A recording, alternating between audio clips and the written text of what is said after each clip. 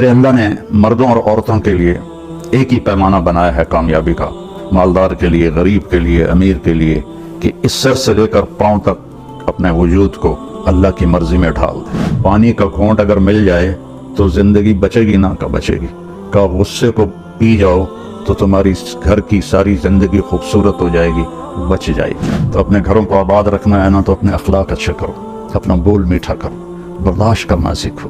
अपने बच्चों को सिखाओ तो अपने ख़ास तौर पर अपनी बच्चियों को सब्र करना सिखाओ, उन्हें समझाओ। अपनी बेटियों को, अपने बच्चों को समझाओ कि किसी की बेटी को साथ लेके चलना है तो कैसे चल। जिसने हमें पैदा किया है, जो हमें मौत देता है, उसने कामयाबी का क्या मफ़हूम बयान किया है। और आप हैरान होंगे कि इस पर जो अल्लाह ताला के कलाम में जोर है, किसी मज़मून पर इतना जोर नहीं है। हत्ता कि तौहीद, रिसालत, आखिरत, जन्नत, जहन्नम, उस पर भी इतनी ताकत से अल्लाह ने बात नहीं की जितनी इस मज़मून पे बात की है कि कामयाब कौन है और नाकाम कौन है। इसको कुरान ने मुख्तलिफ अंदाज में बयान किया है। फमन ज़ुहज़िहा अनिन नार व उदखिलल जन्नत फ़क़द फ़ाज़, जो जहन्नम से बच गया और जन्नत में चला गया वो कामयाब है। नाकाम कौन है? कुल इन्नल खासिरीन अल्लज़ीना खसिरू अनफुसहुम व अहलीहिम यौमल क़ियामह अला ज़ालिका हुवल खुस्रानुल मुबीन। क़यामत के दिन जो नाकाम हुए वो असल नाकाम हैं। और वो नाकामी क्या है? लहुम मिन फ़ौक़िहिम ज़ुललुम मिनन नार व मिन तहतिहिम ज़ुलल, उनके ऊपर भी आग के पर्दे होंगे और उनके नीचे भी आग ही आग होगी।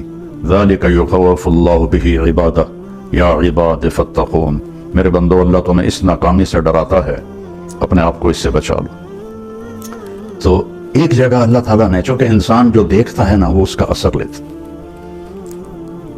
सबसे ज्यादा जो इंसान मुतासिर होता है देखने से मुतासिर होता है, और इसकी जो मेमोरी है वो भी देखने से ही खराब होती है। अब अंधों को देखो, उनकी इतनी जबरदस्त मेमोरी होती है।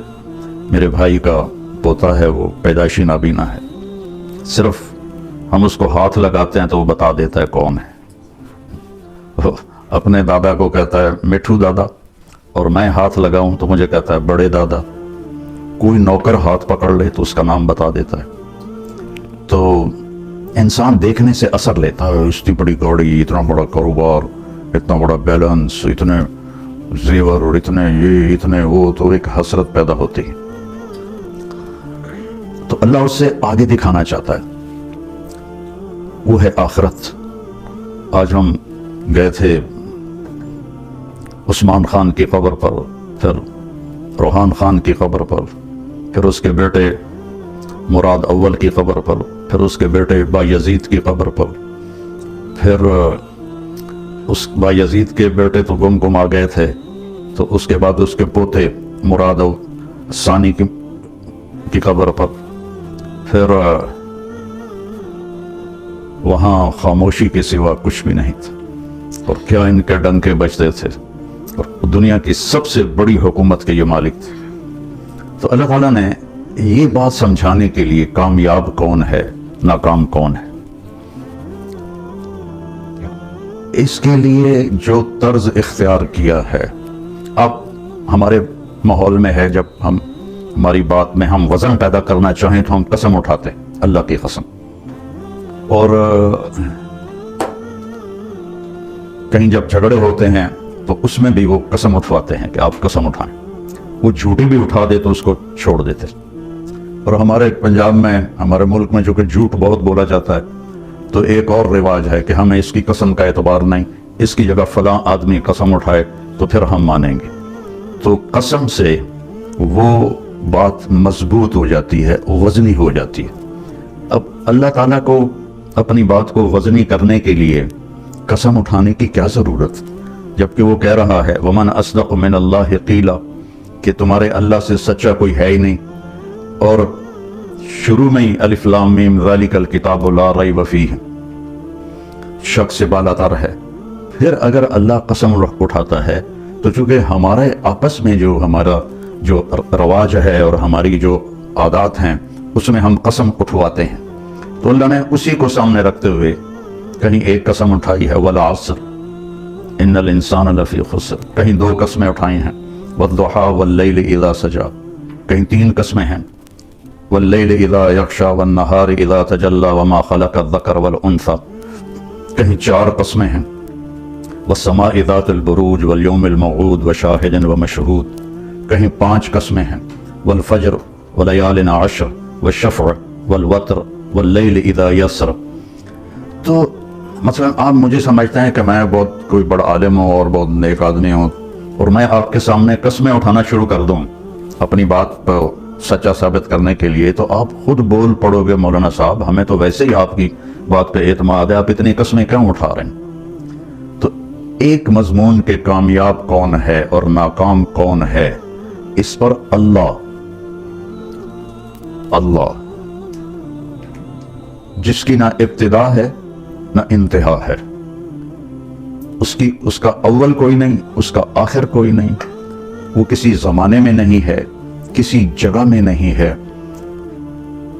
اللہ لا الہ الا ہو، یہ دعویٰ ہے کہ اللہ ایک اکیلا ہے، معبود اس کے سوا کوئی نہیں۔ آگے اس کی ساری دلیلیں ہیں کہ تو پھر وہ کیسا ہے، تو کہتا لا تاخذہ سنۃ ولا نوم، وہ سونے سے پاک ہے، وہ اونگنے سے پاک ہے۔ لہ ما فی السماوات و ما فی الارض، اس کی حکومت پوری کائنات پر ہے۔ اور کیسا ہے، من ذا الذی یشفع عندہ الا باذنہ، کوئی اس کے سامنے دم نہیں مار سکتا اس کی اجازت کے بغیر۔ اور کیسا ہے، یعلم ما بین ایدیہم وما خلفہم، پوری کائنات اس کے سامنے ہے، آگے جو ہونے والا ہے وہ بھی جانتا ہے، پیچھے جو ہو گیا وہ بھی جانتا ہے۔ ہماری طرح فائلیں کی ضرورت نہیں، کوئی کمپیوٹر کی ضرورت نہیں ہے۔ کل صغیر و کبیر مستطر، ہر چھوٹے سے چھوٹی چیز اس کی بارگاہ میں لکھی جا رہی ہے۔ اور اللہ کہے گا اقرأ کتابک کفی بنفسک اليوم علیک حسیبا، یہ پڑھ، یہ تیرا پیپر ہے، تیری اپنی زندگی کی پوری کتاب ہے، اور اس میں کوئی ایک لفظ کی کمی زیادتی نہیں ہے۔ اتنی بڑی طاقت والا اللہ جو اپنی ذات کی ایک مثال دیتا ہے کہ میری تعریف کے لیے سمندر کو سیاہی بناؤ، لو کان البحر مدادا۔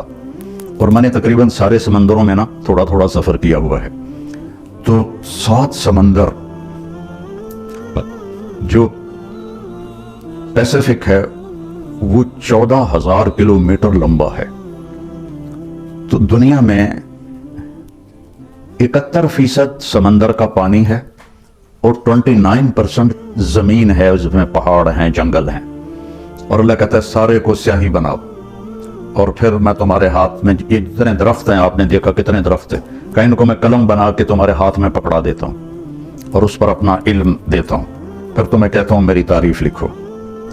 تو تم سارے انسان، سارے جنات، سارے نبی، سارے رسول، سارے فرشتے، جبریل، میکائیل، عزرائیل، اسرافیل، عرش کے فرشتے، مقرب فرشتے، اور سب سے بڑے رسول نوح علیہ السلام، ابراہیم علیہ السلام، موسیٰ علیہ السلام، عیسیٰ علیہ السلام، اور سارے رسولوں کے سردار محمد الرسول صلی اللہ علیہ وسلم، یہ سارے اکٹھے ہو کے میری تعریف لکھیں، تو ایک وقت ایسا آئے گا سمندر خشک ہو جائیں گے، تمہارے قلم ٹوٹ جائیں گے، اور تیرے رب کی تعریف ختم نہ ہوگی، چاہے اتنے سمندر اور لے کر آؤ، پھر اتنے اور لے کر آؤ، پھر اتنے اور لے کر آؤ۔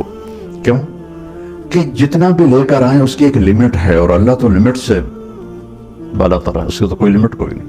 یہ واحد سفر ہے اللہ کی تلاش کا، جس کی کشش ختم نہیں ہوتی، کیونکہ جتنا اللہ کی طرف بڑھتا ہے اتنا اپنے آپ کو ادھورا محسوس کرتا ہے۔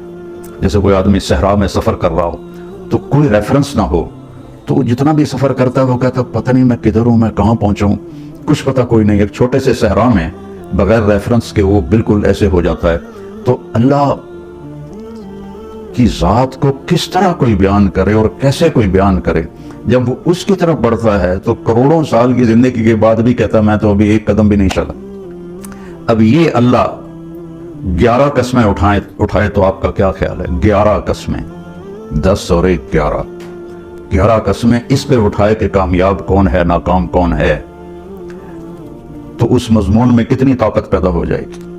والشمس وضحاها 2، والقمر اذا تلاها 3، والنہار اذا جلاها 4، वल्लैल इज़ा यग़शाहा 5, वस्समाए वमा बनाहा 6 और 7, वल अर्द वमा तहाहा 7 और 8, व नफ्सन वमा सव्वाहा ये 9 और 10 और 11, फ़अल्हमहा फ़ुजूरहा व तक़वाहा क़द अफ़लह मन ज़क्काहा व क़द ख़ाब मन दस्साहा। मेरे बंदे मुझे सूरज व शम्स, सूरज की कसम और सूरज की रोशनी की कसम दो, मुझे चांद की कसम वल क़मर इज़ा तलाहा, मुझे दिन की कसम इज़ा जल्लाहा, मुझे रात की कसम इज़ा यग़शाहा, मुझे आसमान की कसम और आसमान के रब की कसम, यहाँ अपने आप को लेकर आए, मुझे ज़मीन की कसम और ज़मीन के रब की कसम, मुझे तेरी जान की कसम, तेरी जान के बनाने वाले रब की कसम। ये 11 कसमों के बाद कहता है अपने आप को ठीक कर ले तो तू कामयाब है, और अपने आप को तूने गफलत में डाल दिया तो तू नाकाम है। तेरी कामयाबी भी तेरे अंदर है और तेरी नाकामी भी तेरे अंदर है, बाहर से इसका ताल्लुक ही कोई नहीं है। हमारी वहाँ की सराइकी का शेर है, दिल दरिया समंदरों डूबे कौन दिलांदियां जाने हो, विचे बेड़े विचे झेड़े विचे वंज मोहाने हो, कि सारी कामयाबियां नाकामियां तुम्हारे अंदर हैं, बाहर कुछ भी नहीं है। 11 कसमें अल्लाह उठाए। इसका स्केच मुझे यूं नजर आता है कि अल्लाह कहता मेरा बंदा व शम्स व दुहाहा, मुझे सूरज और उसकी रोशनी की कसम, कामयाबी तेरे अंदर है, नाकामी तेरे अंदर है, मानते हो?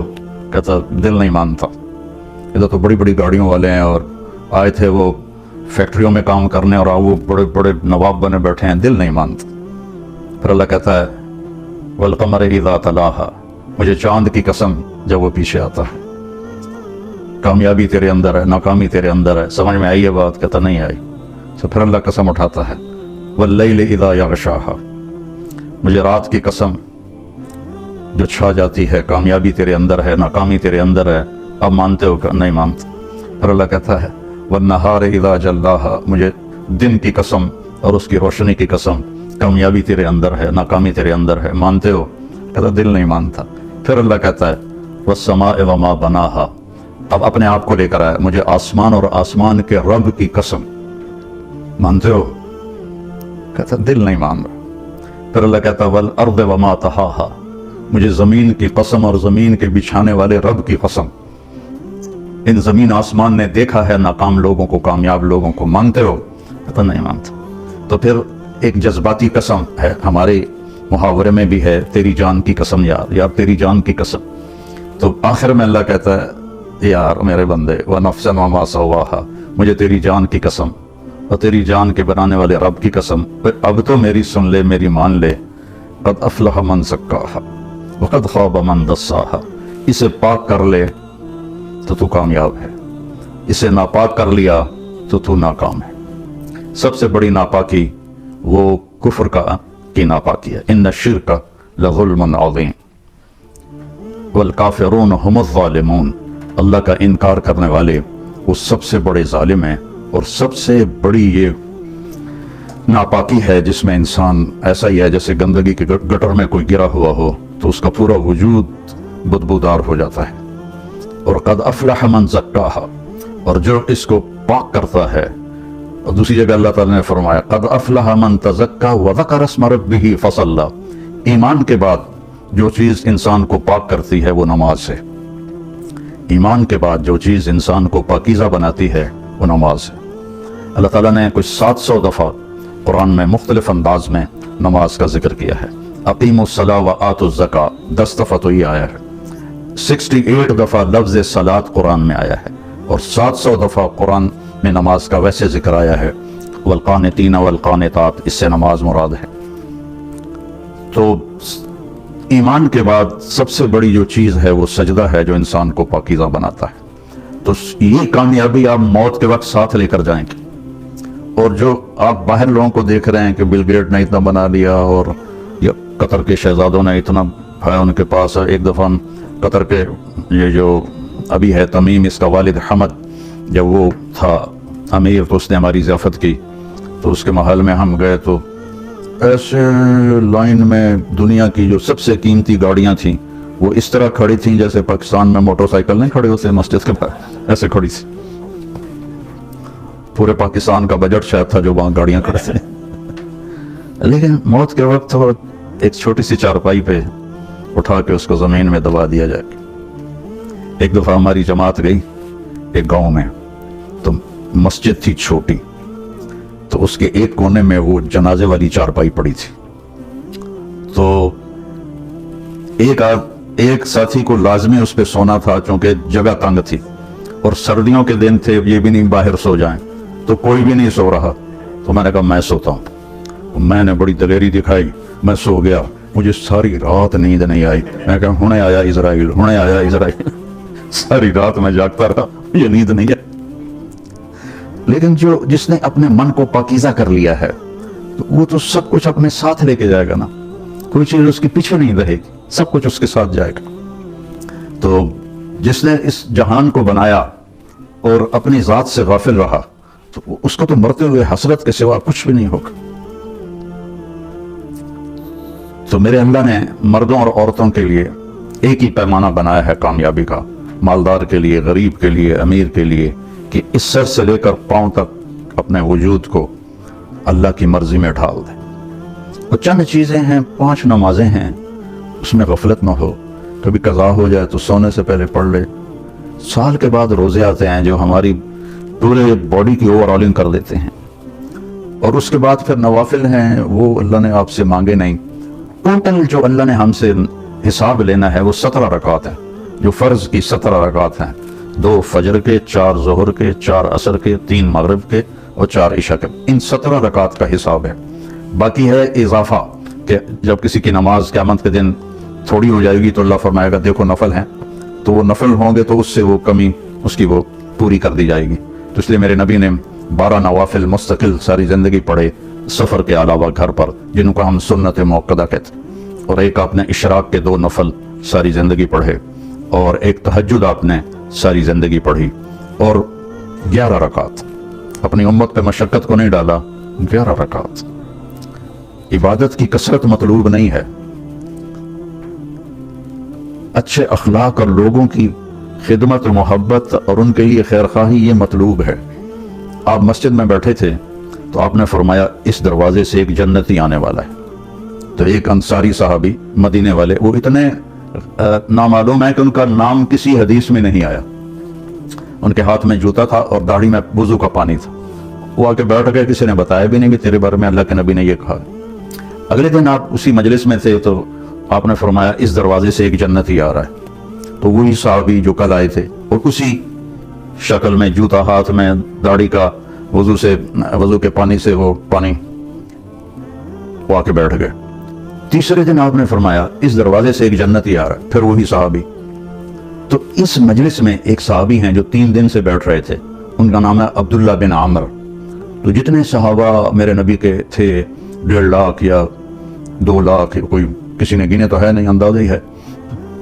उन तमाम सहाबा में ये सबसे ज्यादा इबादत करने वाले थे, इनसे ज्यादा कोई इबादत वाला नहीं था। सारी रात तहज्जुद पढ़ते थे, सारा दिन रोजा रखते थे, और 24 घंटे में एक कुरान खत्म करते थे। ये किसी में ताकत नहीं थी। इनके बाप ने शादी की तो बेगम से कहने लगे मैं 2 नफल पढ़ लूं, और नमाज की नियत बांधी और चल सो चल, चल सो चल, चल सो चल। कई घंटे गुजर गए तो उसकी बेगम ने कहा इसको तो लगता है मेरा ख्याल ही कोई नहीं। उसने भी वजू किया और उसने भी पीछे नमाज की नियत बांध ली। तो जब सुबह फजर के बाद बाप ने पूछा अमर बिन आस रज़ी अल्लाह अन्हु, बेटा रात कैसे गुजरी? कहा जी अल्हम्दुलिल्लाह नफलों में गुजरी। को तेरा सत्यानाश हो, मैंने तेरी शादी इसलिए की थी कि तेरी रात नफलों में गुजरे। जाके अल्लाह के नबी को शिकायत की उन्होंने कि इसका ये हाल है। तो वो उस लेवल की उनकी इबादत थी। तो उनको ख्याल आया ये मुझसे ज्यादा इबादत करता है, 24 घंटे तो सारे मैंने फुलफिल किए हुए हैं, तो इसके 25 घंटे तो मैं देखूंगा वो क्या करता है। तो अगले दिन वो उनके पास चले गए और कहने लगे चाचा जान मेरे अब्बा मुझसे नाराज हैं, तो मैं 2-3 दिन आपके पास गुजार लूं? उनका बेटा बिल्कुल जरूर आ जाओ। तो वो अब इशा के बाद वो जल्दी से उन्होंने चादर ऊपर ली और उसमें थोड़ा यूं सुराख बना के ना उनको देखने लगे कि अब ये क्या करिश्मा करते हैं। कुछ सारी रात का लंबा सजदा करेंगे या सारी रात का रुकू करेंगे या सारी रात रोते रहेंगे, क्या करेंगे? तो ऐसे देख रहे। वो आए और सोने की दुआ है रात की, अल्लाहुम्मा बिस्मिका अमूतु व अहया। उन्होंने दुआ पढ़ी اور تھوڑی دیر بعد ان کے خراٹے شروع ہو گئے. اب یہ انتظار کر رہا ہے کہ ابھی اٹھیں گے ابھی اٹھیں گے ابھی اٹھیں گے، حتیٰ کہ فجر کی اذان ہوئی اور یہ انتظار انتظار انتظار، اور وہ اذان پہ اٹھے. تب یہ حیران پریشان ہو گئے کہ یہ چاچے نے تو 2 نفل تہجد بھی نہیں پڑھے، تو جنت کی بشارت کہاں سے مل گئی؟ اب اللہ کے نبی کی بات بھی غلط نہیں ہو سکتی. اور آگے چاچا جی کا بھی عمل کوئی نظر نہیں آ رہا، ساری رات سوتا پیا. تو ان کا اچھا ایک رات اور دیکھوں گا. اگلی رات عشاء کے بعد انہوں نے وہی کام کیا، چادر اوپر لی اور ایسے کر کے بیچارے کتنے تھکے ہوں گے، یوں کر کے دیکھ رہے. وہ آئے اللہم بسم کا منہ تو احیا اور او گئے. وہ ساری رات سونے میں گزار دی. فجر کی نماز اذان پہ اٹھے. اب ان کی حیرت اور بڑھ گئی کہ اس زمانے میں تو منافق تہجد نہیں چھوڑتے تھے، تو ان کو تو جنت کی بشارت ملی پڑی ہے، یہ تہجد بھی نہیں پڑی اور جنت کی بشارت. اچھا ایک رات اور دیکھوں گا. تیسری رات وہی تماشا انہوں نے کیا، انہوں نے بھی وہی تماشا کیا، سیم انہوں نے اپنی سونے میں رات گزاری، یہ ان کو چیک کرنے میں لگے رہے. آخر سے اذان پر وہ اٹھے تو یہ بول پڑے، کہنے لگے چاچا سچی بات یہ ہے میری کوئی اپنے ابا سے لڑائی نہیں تھی، میں نے 3 دن تیرے بارے میں مسلسل سنا کہ ایک جنتی آ رہا ہے، ایک جنتی آ رہا ہے، ایک جنتی آ رہا. اللہ کے نبی نے تیرے بارے میں فرمایا، تو میں دیکھنے آیا تھا کہ آپ کیا کرتے ہیں. تو آپ تو ساری رات سوتے رہتے ہیں، تو یہ کیا چکر ہے؟ اللہ کے نبی کی بات بھی غلط نہیں ہو سکتی. وہ تیرے پاس پلے بھی کچھ نہیں ہے جس کو وہ سمجھ رہے تھے کہ کچھ بندگی عبادت. کہنے لگے بتیجے یہی ہے جو تو نے دیکھا ہے اور میرے پاس کچھ بھی نہیں ہے. تو وہ نہ بوجھل قدموں سے واپس، چونکہ وہ 2 چیزوں کو آپس میں جوڑ بٹھانا ان کو نظر نہیں آ رہا کہ ادھر جنت کی بشارت ہے، ادھر ساری رات کا سونا ہے.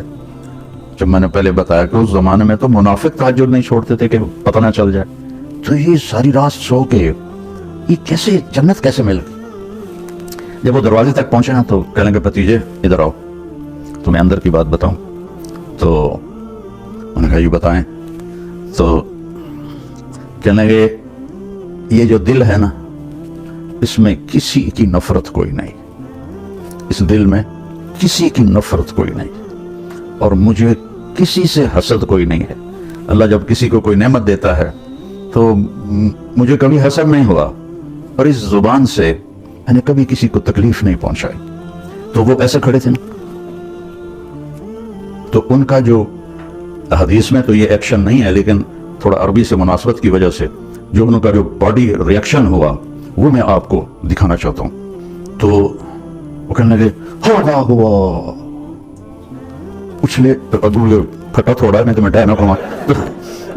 کہنے لگے ہوا ہوا، کہنے یہی ہے یہی ہے، اور آگے کہنے لگے یہ ہمارے بس میں نہیں ہے. تو اللہ کے بندوں سے دل صاف رکھنا. اپنے گھروں میں اگر آپ کئی میاں بیوی آئے ہوئے ہیں، اپنے گھروں میں خوشی دیکھنا چاہتے ہو تو وہ پیسے سے نہیں آئے گی، وہ آپ کے اچھے اخلاق سے آئے گی، آپ کے اچھے رویے سے آئے گی، برداشت کرنے سے آئے گی. ایک دوسرے کی برداشت کرنے سے آپس میں محبتیں قائم ہوتی ہیں، چیزوں سے نہیں. 2 واقعات میرے ساتھ اوپر نیچے پیش آئے. ایک دوست کے ہاں میرا بیان تھا مسورات میں، تو بیان کے بعد انہوں نے مجھے کہا کہ ایک میرے دوست کی بیگم ہے آپ سے ملنا چاہتی ہیں، انگلینڈ میں رہتے ہیں، اور وہ جو خود تھے میرے دوست وہ بھی بلینئر تھے. تو مجھ سے کہنے لگے کہ میرے جیسے 200 اس کی جیب میں آ جائیں گے، اتنا مالدار ہے وہ، میرے جیسے 200 اس کی جیب میں آ جائیں گے. سو میں نے کہا بلا لو. تو وہ آئیں اور تھوڑی سی بات کے بعد انہوں نے رونا شروع کر دی. کہنے لگے لوگ سمجھتے ہیں میں بڑی خوش قسمت ہوں، بہت بڑے مالدار کی بیگم ہوں، لیکن میں اس دولت کو کیا کروں، میرے خاوند کا رویہ ہی ٹھیک نہیں ہے. لوگ میری گاڑی دیکھتے ہیں، میرے کپڑے دیکھتے ہیں، لیکن میرا دل تو اللہ ہی دیکھتا ہے اور تو کوئی نہیں دیکھتا. میرے خاوند کا جو سرد رویہ ہے اس نے میری زندگی حرام کر دی. چند دن کے بعد میں کراچی جا رہا تھا تو مجھے دیکھ کر ایک نوجوان میرے پاس آ گیا. کہنے لگا مولانا آپ سے ایک بات کرنی کہ اللہ نے مجھے سب کچھ دیا ہے، دولت بھی ہے، عزت بھی ہے، سب کچھ ہے، لیکن میں اپنی بیوی سے اتنا تنگ ہوں، اگر میرے بچے نہ ہوتے تو میں اس کو طلاق دے دیتا. اس کی زبان 30 فٹ لمبی ہے، میں کیا رکھ دی کتنے 3 فٹ جڑے تو اس کی زبان 30 فٹ لمبی ہے. تو یہ 2 تصویر کے رخ ہیں. ایک خامند کی بد اخلاقی سے عورت رو رہی ہے اور ایک جگہ عورت کی بد اخلاقی سے خامند رو رہا ہے اور وہ کہہ رہا ہے بچے نہ ہوتے تو میں طلاق دے دیتا. تو اپنے گھروں میں اگر آپ خوشی دیکھنا چاہتے ہیں تو اپنی زبان کا بول میٹھا کریں اور ایک دوسرے کی برداشت کرنا سیکھیں. میرے نبی کا فرمان ہے سب سے بہترین گھونٹ اور سب سے میٹھا گھونٹ جو انسان پیتا ہے وہ غصے کا گھونٹ ہے جس کو وہ پی لیتا ہے. اچھا غصے کو پینے سے کیوں تشبیہ دی؟ برداشت کرنا نہیں کہا، پینے سے. کہ عرب میں پانی کوئی نہیں اور پانی کے پیچھے 3 دن کا سفر کر کے وہ مشکیزوں میں پانی بھر کے لاتے ہیں تو پانی کی حفاظت وہ اپنی جان سے بھی زیادہ کرتے ہیں. تو ایک گھونٹ کے لیے بھی وہ ترستے ہیں.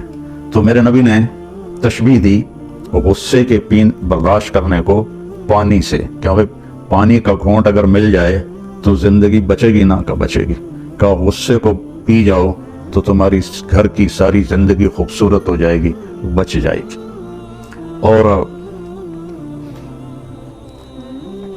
ایک صحابی آئے، یا رسول اللہ من اسلام، اسلام کیا ہے؟ آپ نے فرمایا اچھے اخلاق. وہ دیہاتی تھا، یہاں سے اٹھا اور ادھر آ کے بیٹھ گیا. یا رسول اللہ مت دین، دین کیا ہے؟ آپ نے کہا اچھے اخلاق. وہ ادھر سے اٹھا اور ادھر آ کے بیٹھ گیا. یا رسول اللہ دین کیا ہے؟ آپ نے کہا اچھے اخلاق. وہ ادھر سے اٹھ کے پیچھے جا بیٹھا. یا رسول اللہ دین کیا ہے؟ اور ہمارے نبی کی عادت تھی جب آپ کو کوئی متوجہ کرتا تھا تو آپ ایسے نہیں آتے تھے. مثلا ادھر یہ عبدالوہاب بیٹھا ہوا ہے، یہ مجھے کہے مولانا تو میں اتنا ہی کروں گا جی. لیکن ہمارے نبی کی عادت تھی جب آپ کو کوئی بلاتا تھا ادھر سے تو آپ پہلے یوں ہوتے تھے، اس کو اپنا سینہ دیتے تھے، پھر کہتے تھے جی فرمائیے. کوئی ادھر سے بلاتا تھا تو آپ ایسے نہیں کرتے تھے بلکہ آپ پورا اس کی طرف مڑتے تھے اور پھر کہتے تھے جی فرمائیے. تو اس نے ہمارے نبی کو چاروں طرف گھما دیا، آگے بھی، دائیں بھی، بائیں بھی، پیچھے بھی. کہنے لگا یا رسول اللہ دین کیا ہے؟ ہم نے کہا بھائی کب سمجھے گا؟ دین یہ ہے کہ غصہ نہ کیا کر. آپ نے آخر میں فرمایا دین یہ ہے کہ غصہ نہ کیا کر. اب غصہ تو ہر انسان مرد عورت کو آتا ہے، مطلب یہ ہے کہ جب آئے تو اسے روک لیا کر. غصے میں صحیح بولنا انسان کے بس میں نہیں ہے، صرف انبیاء کو یہ طاقت ہے کہ وہ غصے میں بھی صحیح بولتے ہیں. تو اس لیے جب غصہ آئے تو خاموش ہو جاؤ. جب وہ لہر گزر جائے پھر اپنا گلا شکوہ جس سے بھی کرنا کرو، لیکن غصے کی حالت میں بڑے سے بڑا ولی بھی وہ ضرور دائیں بائیں ہو جاتا ہے کہ انسان، اس لیے غصہ عقل کو کھا جاتا ہے. تو اپنے گھروں کو خوبصورت بنانا ہے تو امریکہ جانے سے نہیں خوبصورت ہوں گے، وہ آپ کے اچھے رویوں سے اپنے دل کو نفرت سے پاک کریں، اپنی زبان کو غلط بول سے پاک کریں، کسی کی دل آزاری نہ ہو، کسی کا کوئی یہ نہ کہے کہ میری بےزتی ہو گئی اور میرے ساتھ اچھا نہیں کیا. یہ بعد میں حضرت لقمان علیہ السلام فرماتے تھے کہ میں چپ رہنے پہ کبھی نہیں پچھتایا، میں جب بھی پچھتایا اپنے بول پہ پچھتایا. تو اپنے گھروں کو آباد رکھنا ہے نا تو اپنے اخلاق اچھے کرو، اپنا بول میٹھا کرو، برداشت کرنا سیکھو، اپنے بچوں کو سکھاؤ. چونکہ وہاں کی لائف کیا پوری دنیا میں یہ ہے کہ برداشت ختم ہے. تھوڑی تھوڑی باتوں پہ طلاق ہو رہی ہے، تھوڑی باتوں پہ لڑائیاں ہو رہی ہیں. تو اپنے خاص طور پر اپنی بچیوں کو صبر کرنا سکھاؤ، انہیں سمجھاؤ کہ انڈیا پاکستان کے لوگ جہاں بھی آئیں نا ان کا سسرالی معاشرہ کوئی اچھا نہیں ہے، ان کی عادتیں تبدیل نہیں ہوئیں، وہ جہاں بھی گئے ہیں. تو اپنی بیٹیوں کو، اپنے بچوں کو سمجھاؤ کہ کسی کی بیٹی کو ساتھ لے کے چلنا ہے تو کیسے چلنا ہے. ہم ان کی تعلیم دیکھتے ہیں، یہ کر لیا، وہ کر لیا، پی ایچ ڈی کر لی، اب کاروبار سنبھال لیا، اب اس کی شادی کر لو. لیکن یہ کیا کسی کی بیٹی کو عزت دے سکتا ہے؟ ایک حدیث میں آتا ہے اللہ کے نبی نے فرمایا کہ میرے مدینے کے صحابہ بہت اچھے لوگ ہیں. کس بات پہ؟ جہاد کرتے ہیں، تہجد پڑھتے ہیں، روزے رکھتے ہیں. نہیں کہ یہ بڑے اچھے لوگ ہیں، جب کسی کی بیٹی کو شادی کر کے لاتے ہیں تو اسے محسوس نہیں ہونے دیتے کہ ماں باپ کے گھر میں ہے یا سسرال کے گھر میں ہے. اتنی عزت دیتی. باقی اونچ نیچ تو ہر جگہ ہو جاتی، چونکہ یہ جنت تو ہے نہیں. ایک دفعہ آپ تشریف لائے حضرت فاطمہ کے گھر تو وہ اداس بیٹھی تھی. تو آپ نے فرمایا کیا ہوا، اداس کیوں ہو؟ کہا جی میرا علی کا جھگڑا ہو گیا. تو اب یہ اتنا بڑا جوڑا ہے کہ نبیوں کے بعد اس سے بڑا جوڑا تو دنیا میں کوئی نہیں ہے۔ ابن عباس کی روایت ہے جنت میں نور کی ایک چمک اٹھے گی تو جنتی پوچھیں گے یہ نور کیسا ہے؟ تو فرشتے انہیں کہیں گے کہ اوپر جنت الفردوس میں علی و فاطمہ کسی بات پہ مسکرائے ہیں، ان کے دانتوں سے جو نور نکلا ہے اس نے جنت کو روشن کر دیا ہے۔ تو آپ نے کہا علی کدھر ہے؟ کہا جی باہر نکل گئے۔ تو اب ہمارا ہندی معاشرہ ہے کہ میں تو سسر ہوں، لڑکی والا، میں کیوں اپنے داماد کے پیچھے جاؤں؟ لیکن آپ نے کسی کو نہیں بھیجا، خود گئے تلاش کر، دیکھا تو وہ مسجد میں لیٹے ہوئے تھے اور وہ کپڑا ہٹ گیا تھا تو مسجد کی مٹی ان کے کمر پہ لگی ہوئی تھی۔ تو آپ نے کہا ابو تراب اٹھو۔ تو حضرت علی فرمایا کرتے تھے ساری دنیا کی دولت مل جانے سے مجھے اس لفظ کی زیادہ خوشی ہے اور رہے گی کہ میرے نبی نے اظہار محبت کیا۔ یہ اظہار محبت کے لیے ہوتا ہے، ابو تراب اٹھو۔ ان کو لے کر آئے اور آ کر زمین پر لیٹ گئے۔ ادھر علی کو لٹا لیا، ادھر فاطمہ کو۔ حضرت علی کا ہاتھ یہاں رکھا، حضرت فاطمہ کا ہاتھ پکڑ کے یہاں رکھا، اس کے اوپر اپنا ہاتھ رکھا اور فرمایا بولو بھائی ہماری صلح ہو گئی۔